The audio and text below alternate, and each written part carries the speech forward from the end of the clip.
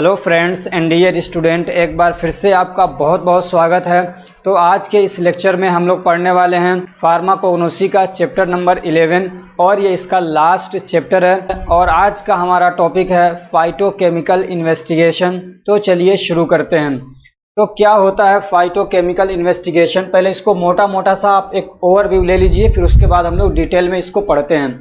तो फाइटोकेमिकल का मतलब होता है कि प्लांट से मिलने वाले केमिकल्स, समझ रहे हैं। और यहाँ पे हम लोग बात करेंगे उन केमिकल्स के बारे में जो किसी लिविंग सिस्टम पे कोई इफेक्ट डाले, समझ रहे हैं। लिविंग सिस्टम जैसे कि इंसान हो गए, जानवर हो गए या प्लांट ही हो गए। तो ऐसे केमिकल्स, प्लांट के अंदर पाए जाने वाले ऐसे केमिकल्स जो कि हमारे बॉडी पे कुछ अपना असर दिखाती हैं, उन्हीं केमिकल्स के बारे में हम लोग बात करेंगे। और यहाँ पे चूँकि इन्वेस्टिगेशन है, तो इन्वेस्टिगेशन का मतलब होता है किसी चीज़ को तलाश करना, चेक करना, समझ रहे हो ना। इन्वेस्टिगेशन होता है जैसे चोरी हो गई तो वहाँ पे इन्वेस्टिगेशन होता है, कुछ हो गया, कोई कांड हो गया, कुछ भी हो जाता है तो वहाँ पे इन्वेस्टिगेशन होता है, यानी चेकिंग एक तरीके की बहुत डीपली। तो ऐसे ही हम लोग क्या करेंगे, प्लांट के अंदर जो केमिकल्स पाए जाते हैं, खास तौर से जो सेकेंडरी मेटाबोलाइज होते हैं, उन्हीं केमिकल्स को हम लोग चेक करते हैं, उनको निकालते हैं। उनके बहुत सारे आगे अलग अलग प्रोसेस हैं ताकि उनको लास्ट में ले जाके एक क्या कहते हैं सुइटेबल ड्रग बनाया जा सके, जिसको किसी बीमारी के ट्रीट करने के लिए, किसी बीमारी को ठीक करने के लिए यूज़ किया जा सके। तो ये उसमें बहुत सारे प्रोसेस आते हैं, समझ रहे। तो इन्वेस्टिगेशन का मतलब चेक करना, और फाइटोकेमिकल मतलब जो प्लांट से मिलने वाले केमिकल्स हैं, प्लांट से मिलने वाले केमिकल्स को हम लोग बोलेंगे फाइटोकेमिकल्स। और इसके बारे में जब हम लोग पढ़ाई करते हैं उसको बोलते हैं फाइटोकेमिस्ट्री। तो यानी कि फाइटोकेमिस्ट्री क्या है, इसका एक ओवरव्यू लेना आपको, समझ रहे। ऐसा नहीं कि डिटेल आप पूरा पढ़ लेंगे, यहीं पे कैसे जाके निकालेंगे, ऐसा नहीं। हर क्या ऐसा नहीं है, बल्कि अलग अलग प्रोसेस, अलग अलग टेक्निक से यूज़ होते हैं अलग अलग जगहों पे, अलग अलग प्लांट, अलग अलग पौधों के इन्वेस्टिगेशन करने के लिए। तो चलिए शुरू करते हैं। तो फाइटोकेमिकल इन्वेस्टिगेशन क्या होता है, तो फाइटोकेमिकल इन्वेस्टिगेशन को हम लोग फाइटोकेमिस्ट्री भी बोलते हैं। अब इसमें क्या होता है, अब इसमें हम लोग क्या पढ़ते हैं, तो it is a branch of science in which we study about the chemical compounds which are found in plants, समझ रहे हैं। तो इसके अंदर हम लोग क्या है, उन केमिकल कंपाउंड्स के बारे में पढ़ते हैं जो प्लांट्स के अंदर पाए जाते हैं। और मेनली हम लोग सेकेंडरी मेटाबोलाइट के बारे में पढ़ते हैं, उनकी इन्वेस्टिगेशन करते हैं, उनको चेक करते हैं इसके अंदर, समझ रहे हैं। तो अब ये सेकेंडरी मेटाबोलाइट्स क्या होते हैं, तो ये कुछ ऐसे केमिकल्स होते हैं जो प्लांट या पौधे वगैरह अपने प्रोटेक्शन के लिए अपने अंदर बनाते हैं। जैसे हमारी बॉडी के अंदर भी बहुत सारे सिस्टम चलता रहता है, एक हमारा इम्यून सिस्टम है, ऐसे ही क्या कहते हैं प्लांट भी अपनी प्रोटेक्शन के लिए, धूप से, माइक्रो ऑर्गेनिज्म से बचाने के लिए, समझ रहे, इन्वायरमेंट के इफेक्ट से अपने आप को प्रोटेक्ट करने के लिए जो केमिकल्स उनके अंदर बनते हैं, वो बनाते रहते हैं, उसी को बोलते हैं सेकेंडरी मेटाबोलाइट्स। उसके एग्जांपल जैसे कि क्या कहते हैं टर्पेनोइड्स, अल्केलॉइड्स, ग्लाइकोसाइड्स, अलग अलग क्या है केमिकल्स हो सकते हैं, समझ रहे। तो वो सेकेंडरी मेटाबोलाइट को ही इन्वेस्टिगेट किया जाता है, चेक किया जाता है फाइटोकेमिकल इन्वेस्टिगेशन ऑफ ड्रग के अंदर, समझ रहे। अब इसमें बहुत सारे प्रोसेस हो सकते हैं, आपको ओवरव्यू मिल गया, आप इसके ऊपर एक नोट लिख सकते हैं। तो फ्रेंड्स, अगर किसी को फाइटोकेमिकल इन्वेस्टिगेशन करना है, यानी फाइटोकेमिस्ट्री करनी है, तो वो क्या करेगा, कैसे करेगा, क्या स्टेप्स लेता है, तो उसके बारे में अब हम लोग देखते हैं। तो बहुत सारे क्या है प्रोसेस इसमें इन्वॉल्व होते हैं, हम लोग जो मेन प्रोसेस हैं उसके बारे में पढ़ते हैं। तो identification of bio active compounds, bio active compound की आइडेंटिफिकेशन की जाती है। बायो एक्टिव मतलब जो हमारे लिविंग सिस्टम पे, बायो मतलब समझिए लिविंग सिस्टम पे जो क्या है एक्टिवली काम करें, कुछ अपना इफेक्ट शो करें। तो सबसे पहले हम लोग क्या करते हैं, आइडेंटिफिकेशन करते हैं। In this process different plants are observed. तो इस प्रोसेस के अंदर हम लोग क्या अलग अलग प्लांट्स को क्या करते हैं, ऑब्जर्व करते हैं, उनके ऊपर स्टडी करते हैं, ताकि ये देखने के लिए क्या इसके अंदर बायो एक्टिव कंपाउंड्स हैं या नहीं है। सिर्फ अभी यही चेक किया जाएगा, जैसे कि एल्केलॉइड्स हो गए, बायो एक्टिव कंपाउंड्स भी कह सकते हैं इनको, या सेकेंडरी मेटाबोलाइट भी कह सकते हैं इनको, टर्पेनोइड्स हो गए, ग्लाइकोसाइड्स हो गए, टेनिन्स हो गए, रेजिन्स हो गए, समझ रहे, ये सारी चीज़ें। दूसरा क्या प्रोसेस होता है इसमें, एक्सट्रैक्शन एंड आइसोलेशन। अगर मान लीजिए उसके अंदर है कोई बायोएक्टिव कंपाउंड, तो अब उसको हम लोग क्या करते हैं, एक्सट्रैक्ट करते हैं, उसको निकालेंगे उसमें से। अब जब निकालते हैं तो ऐसा नहीं कि सिर्फ वही केमिकल निकल के आ जाएगा, अब उसमें और भी बहुत सारे केमिकल्स निकल के आएंगे जो भी हैं, तो उसमें से फिर हम एक दूसरे को अलग करते हैं, उसको बोलते हैं आइसोलेशन। तो ये दो चीज़ें होती हैं, एक्सट्रैक्शन कर लेते हैं और आइसोलेशन कर लेते हैं, समझ रहे ना। अब ये कैसे करते हैं एक्सट्रैक्शन वगैरह आप पढ़ चुके हैं, फार्मास्यूटिक्स के अंदर 4th चैप्टर के अंदर, समझ रहे हैं ना। अब एक टेक्निक से जैसे उनके नाम देख लीजिए, जैसे कि मेसिरेशन हो गया, डाइजेशन हो गया, इन्फ्यूजन हो गया, परकोलेशन, ये सारी चीजें पढ़ा चुका हूँ। और क्या कंटिन्यूअस हॉट एक्सट्रैक्शन, जिसको सेलेक्ट एक्सट्रैक्शन भी बोलते हैं, इसके बारे में क्वेश्चन कई बार पूछा भी जा चुका है, समझ रहे हैं। तो इसको थोड़ा सा देख लेना आप लोग। ये मैंने फार्मास्यूटिक्स के अंदर ये सारे, चाहे मेसिरेशन हो, डाइजेशन हो, इन्फ्यूजन हो, परकोलेशन हो, कंटिन्यूअस हॉट एक्सट्रैक्शन हो, सब मैंने पढ़ा रखा है। स्टीम डिस्टिलेशन है, सारी चीज़ें वहाँ पे मैंने पढ़ा दिया है, उसको देख लेना आप लोग। और जब एक्सट्रैक्शन कर लेते हैं तो फिर उसके बाद हम लोग क्या करते हैं, आइसोलेशन करते हैं, यानी अलग अलग सॉल्वेंट यूज़ करके या कोई एक्वस सॉल्यूशन यूज़ करके या वाटर के ज़रिए से हम लोग आइसोलेट करते हैं, समझ रहे हैं। उसके बाद होता है स्ट्रक्चरल एनालिसिस। अब उसका स्ट्रक्चर देखा जाता है कि ये जो कंपाउंड है इसका स्ट्रक्चर किस जैसा है, इसलिए कि स्ट्रक्चर मतलब क्या कहता है, बहुत इंपॉर्टेंट रोल प्ले करते हैं दवाओं के इफेक्ट में, समझ रहे हैं ना। ये तो डी फार्मा में इतना स्ट्रक्चर को पढ़ाया नहीं जाता, लेकिन सिर्फ स्ट्रक्चर का पोजीशन बदलने से उसका असर बदल जाता है, समझ रहे हैं ना। अब बहुत सारी चीज़ें, क्या क्या बताया जाए आपको। एक स्ट्रक्चर आप जो किताबों में देखते हैं वो 2D स्ट्रक्चर होता है, एक होता है 3D स्ट्रक्चर, कि वो मान लीजिए उसको स्पेस में रखा जाए या वो जहाँ पे होता है वो किस मतलब शक्ल में होता है, कैसा उसका स्ट्रक्चर होता है, समझ रहे हैं। तो उसका जो 3D स्ट्रक्चर है, सिर्फ उसमें थोड़ा सा मतलब रोटेशन कर दिया जाए तो उसका फंक्शन बदल जाता है, समझ रहे हैं। उसमें फंक्शनल ग्रुप होते हैं बहुत सारे, एक ग्रुप हटा के दूसरा लगा दिया या सिर्फ एक ग्रुप को हटा दिया तो पूरा फंक्शन बदल जाता है। उसकी एक पूरी स्टडी होती है कि यानी स्ट्रक्चर में बदलने से क्या प्रभाव पड़ता है, जैसे उसको बोलते हैं SAR, स्ट्रक्चर एक्टिविटी रिलेशनशिप, समझे। तो पूरी एक मतलब अपनी आप में एक ब्रांच है, तो उसकी स्टडी किया जाता है स्ट्रक्चर का। उसके बाद एक प्रोसेस होता है आइडेंटिफिकेशन ऑफ आइसोलेटेड कंपाउंड, जो हमने चीज़ों को आइसोलेट कर लिया है, कंपाउंड्स को आइसोलेट कर लिया, अलग कर लिया, उसकी आइडेंटिफिकेशन करते हैं कि इसके अंदर कौन सा केमिकल है, अल्केलॉइड है, टर्पेनॉइड है, टेनिन्स है, रेजिन्स है, वोलेटाइल ऑयल्स हैं, क्या है, तो उनको हम लोग क्या है आइडेंटिफाई करते हैं। उसके लिए आइडेंटिफिकेशन प्रोसेस आपने पढ़ लिया पीछे। फिर उसके बाद होता है प्यूरिफिकेशन, यानी उसके अंदर कोई इम्प्यूरिटीज़ है तो उसको निकाल के बाहर किया जाता है, वो होता है प्यूरिफिकेशन। अब इसके लिए अलग अलग टेक्निक्स यूज़ होते हैं। क्रोमेटोग्राफी ये एक टेक्निक है जो कि बहुत ज़्यादा यूज़ किया जाता है आइसोलेशन के लिए भी, आइडेंटिफिकेशन के लिए भी और प्यूरिफिकेशन के लिए भी क्रोमेटोग्राफी टेक्निक को यूज़ किया जा सकता है, समझ रहे हैं ना। इसमें सिलिका जेल वगैरह को यूज़ किया जाता है, गैस क्रोमेटोग्राफी होता है, अलग अलग टाइप के क्रोमेटोग्राफी होते हैं, समझ रहे हैं। तो प्यूरिफिकेशन किया जाता है, एक प्रोसेस इसका है।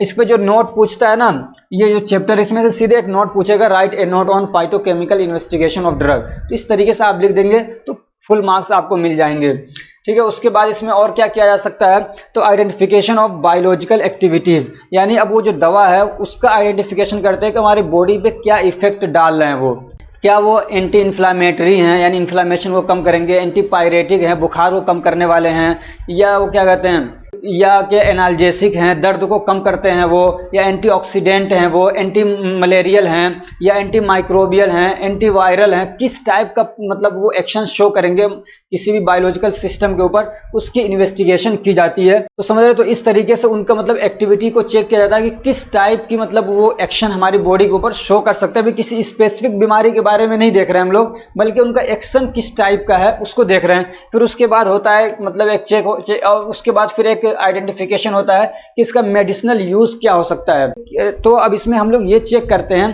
कि ये जो दवा है वो किस बीमारी को स्पेसिफिकली ट्रीट कर सकती है, किस किस बीमारी को ट्रीटमेंट में हम इसको दे सकते हैं, फिर उसकी स्टडी होती है, समझ रहे हैं ना। यानी किस बीमारी को ये दवा क्या है ट्रीट कर सकती है। उसके बाद इसका एक टेस्ट होता है बायो अवेलेबिलिटी और फार्मेकोकाइनेटिक्स।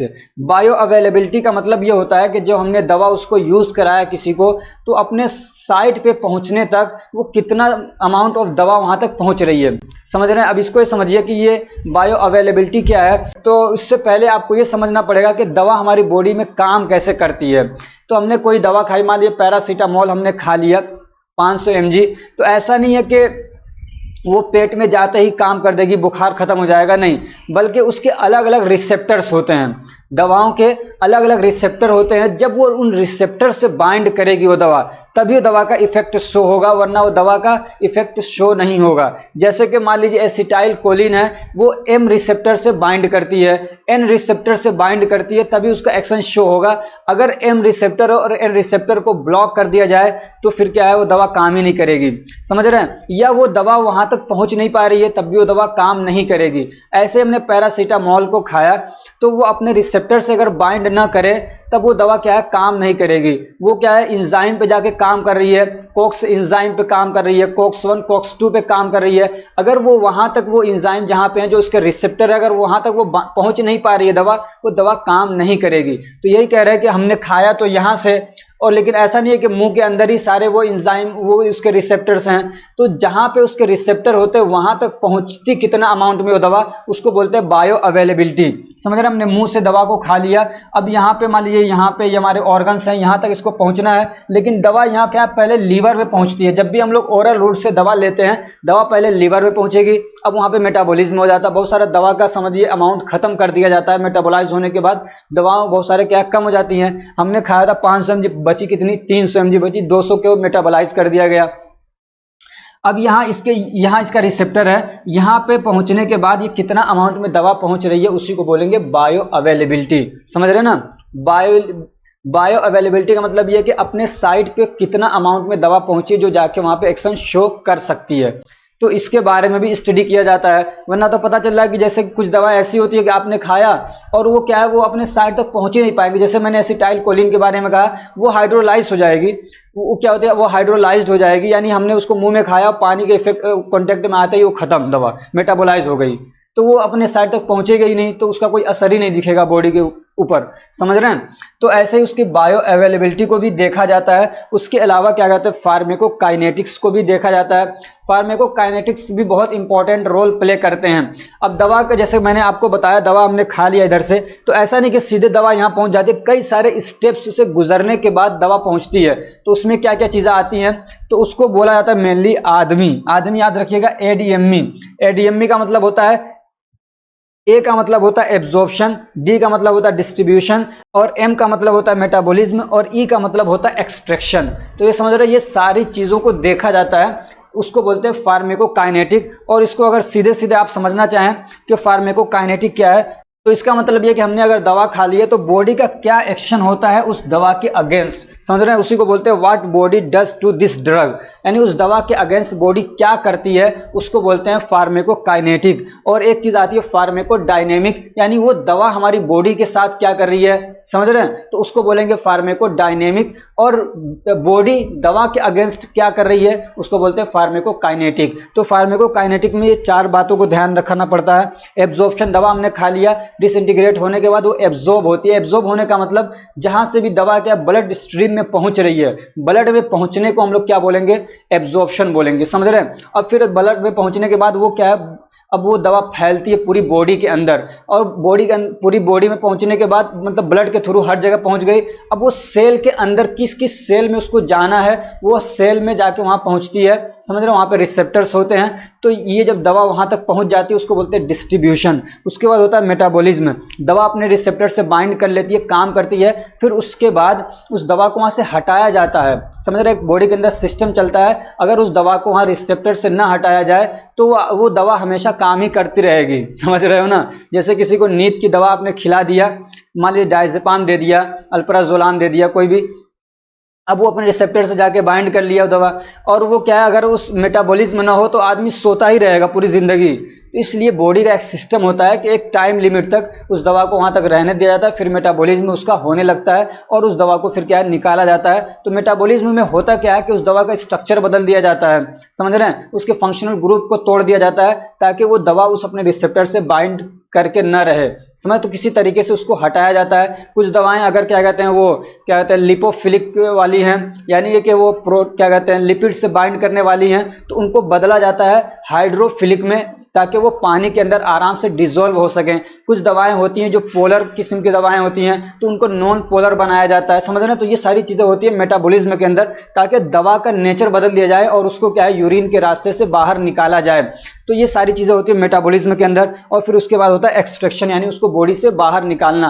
तो ये सारी चीज़ें देखी जाती हैं कि ये सारे काम हो रहे हैं सही से कि नहीं हो रहे हैं इस दवा के साथ में। अगर मान लीजिए वो दवा सब कुछ ठीक है, मेटाबॉलिज्म नहीं हो रहा है उसका, तो पता चला दवा एक बार दे दिया हमेशा इफेक्ट ही दिखाई जा रही, मेटाबॉलिज्म ही नहीं हो रहा है। समझ लो, ये सारी चीज़ें देखी जाती है और भी बहुत सारी चीज़ें मतलब ध्यान दी जाती हैं दवा बनाते समय। यहाँ तो कुछ बातों को मेंशन किया गया, बहुत सारी बातें ऐसी हैं जो यहाँ पे मेंशन करा तो आपको हवा नहीं लगेगी, ऊपर से जाएंगी वो, समझ रहे हैं। तो इतना ही आपको याद रखना है। तो क्या कहते हैं, फार्माकोकाइनेटिक भी देखा जाता है, यानी हमारी बॉडी उस दवा के अगेंस्ट क्या करती है, ये सारी स्टडीज भी होती हैं इसके अंदर। तो फ्रेंड्स मेरे हिसाब से ये छोटा सा चैप्टर था 1-2 पीरियड का, तो इतना इसमें काफ़ी है, इससे ज़्यादा आपको टाइम वेस्ट नहीं करना है। इसलिए कि एक क्वेश्चन यहाँ से ऐसे ही पूछा जाएगा कि एक नोट लिखिए इसके ऊपर, समझ रहे हैं। तो फ्रेंड्स ये लास्ट चैप्टर था। आपकी जो ये जर्नी है फार्माकोग्नोसी पढ़ने की एसआर फार्मेसी से, उसका अपना क्या कहते हैं कमेंट करके ज़रूर बताइए।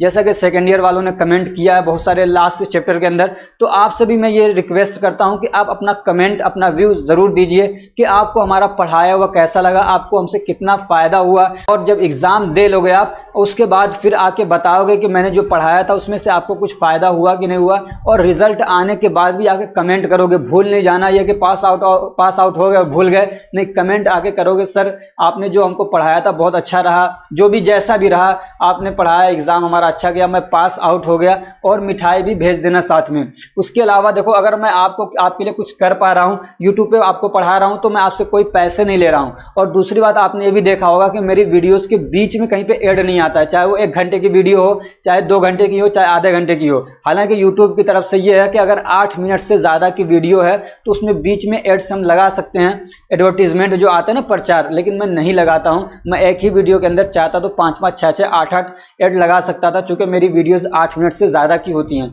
लेकिन मैं नहीं करता हूँ क्योंकि आपको डिस्टर्ब ना हो, आप आराम से पढ़ सकें। सिर्फ शुरू में 1 आध ऐड आ जाते हैं, अगर वो ऐड भी हम ना लगाएं तो यूट्यूब हमारे वीडियोस को आगे बढ़ाएगा ही नहीं, तो कुछ तो करना पड़ता है। तो इसलिए अब आपकी भी रिस्पॉन्सिबिलिटी होती है कि मैं आपके लिए इतना कर रहा हूँ, मैं एड्स नहीं लगा रहा हूँ, आपका टाइम बचा रहा हूँ, तो आपकी भी रिस्पॉन्सिबिलिटी बनती है कि आप हमें सपोर्ट करो। अब सपोर्ट करने के अलग अलग तरीके हैं। एक तो ये कि आप हमारे चैनल को क्या खुद सब्सक्राइब करो, अपने फ्रेंड्स को भी शेयर करो, और दूसरे जो आपके क्या कहते हैं जूनियर हैं उनको भी बताओ, अगर सीनियर हैं उनको भी नहीं मालूम है उनको भी बताओ, बहुत सारे लोगों को नहीं पता होता है, उनको भी बताओ हमारे चैनल के बारे में। दूसरा तरीका ये है कि आप हमारे एक परमानेंट मेंबर बन सकते हैं। परमानेंट नहीं तो जब तक आप फार्मेसी लाइन में पढ़ाई कर रहे हैं तब तक आप हमारे मेंबर बन सकते हैं। बहुत छोटा सा अमाउंट है, यूट्यूब के ऊपर ज्वाइन के बटन के थ्रू जाके आप हमारे मेंबर बन सकते हैं। 29 रुपीज़ का है, थोड़ा और इससे भी ज़्यादा है, जो लोग इससे ज़्यादा क्या कहते हैं मालदार है वो और ज़्यादा कर सकते हैं। तो ये सपोर्ट करने के तरीके होते हैं। और ये कि आप हमारा PDF ले लो, 100 रुपीज़ में जो PDF मिलता है PDF फॉर्म में, आप उसको लेके खुद से आप उसकी प्रिपरेशन कर सकते हैं। नहीं भी ज़रूरत है तब भी आप ले लीजिए उसको, ताकि आप इस तरीके से SR फार्मेसी को सपोर्ट कर सकें। आपको मालूम है तकरीबन 1 लाख से ज़्यादा बच्चों को मैंने पिछले 1 साल के अंदर मैंने पढ़ा दिया है। आपको सब्सक्राइबर दिख रहे होंगे कि मतलब क्या कहते हैं 90, 91, 92 के करीब हैं, लेकिन जो हम लोग देखते हैं कि कितने बच्चों ने पढ़ा है और कितने लोगों ने सब्सक्राइब किया, तो तकरीबन 50% बच्चे सब्सक्राइब नहीं करते हैं, पढ़ के चले जाते हैं, पास हो जाते हैं लेकिन भूल जाते हैं। तो ऐसा नहीं करना है। तो तकरीबन लाखों बच्चे पास हो चुके हैं इस 1 साल के अंदर ही। मैंने इतना किया बच्चों के लिए, उनसे अब नोट्स सब तोड़ ही लेते हैं, कुछ लोगों ने नोट्स लिए हैं। तो इसलिए मैं कहता हूं कि आप ना एक तो वीडियो को लाइक भी किया करो, कमेंट भी किया करो, और क्या है वीडियो को और क्या कहते हैं चैनल को सब्सक्राइब भी कर लो। उसकी वजह यह है कि आगे भी हम आपके लिए बहुत सारी चीज़ें लाने वाले हैं, समझ रहे हो। जैसे आप फार्मासिस्ट हो गए, आगे भी आपकी पूरी हम सपोर्ट करेंगे, हेल्प करेंगे कि कैसे आप किस फील्ड में जाके काम कर सकते हो। एक पूरी सीरीज चलाने वाले हैं कि फार्मासिस्ट क्या कर सकता है। एक तो ये कि चैट GPT से ला के हम आपको बता दें ये कर सकते हैं, ऐसा नहीं, जो लोग फील्ड में काम कर रहे हैं, समझ लो। मैं इस पर मतलब ज़्यादा वो नहीं कि थ्योरी पे ज़्यादा मैं फोकस नहीं करता हूं। जो लोग प्रैक्टिकली, जैसे कि MR है कोई, तो कैसे करना है, क्या फायदा है उसका, कैसे नहीं किया जा सकता है, क्या नुकसान है उसके, उस पर एक पूरी वीडियो लेके आऊंगा। और ऐसे आदमी से जो पिछले 8-10 सालों से इस फील्ड में काम कर रहा है उतर के, समझ रहे हो ना। तो इस टाइप से हम आपको काम करेंगे। होलसेलर आपको बनना चाहिए या रिटेल सेलर बनना चाहिए, क्या बनना आपको, इस सारे टॉपिक्स पे हम आपको बताएंगे कैसे करना है। आपको मेडिकल स्टोर खोलना है तो उससे पहले आपको क्या करना चाहिए, ताकि आप मेडिकल स्टोर खोलने के बाद ज़्यादा परेशान ना हो, ज़्यादा मक्खी ना मारना पड़े। बहुत सारे लोग क्या है मेडिकल स्टोर खोल के बैठ जाते हैं और फिर परेशान रहते हैं। कोई उनके पास आता नहीं, तो ये सारी चीज़ों पे, उसके अलावा और भी इंग्लिश स्पीकिंग हो गया, जैसे ये हर आदमी की ज़रूरत होती है, चाहत होती है, इस पर भी हम काम करेंगे आगे। इसके अलावा अगर आपको इंटरेस्ट होगा तो हम आगे भी क्या कहते हैं, एक शेयर मार्केट पे भी कोर्स लेके आएंगे। तो ये सारी फैसिलिटीज़ आप हमारे चैनल के थ्रू उठा सकते हैं, इसलिए आप हमारे चैनल के साथ बने रहिए। और हमारे जो दूसरे प्लेटफॉर्म्स हैं, जैसे कि व्हाट्सएप चैनल है, टेलीग्राम ग्रुप है, ये कहते हैं इंस्टाग्राम है, उसकी लिंक आपको डिस्क्रिप्शन में मिल जाएगी सारी, आप उसको जाके भी वहाँ से मतलब फॉलो कर सकते हैं। तो हमारी ये दुआ है, हमारी ये कामना है, प्रार्थना है कि आप सबके बहुत अच्छे से अच्छे मार्क्स आएँ। Best of luck. Thank you so much for watching.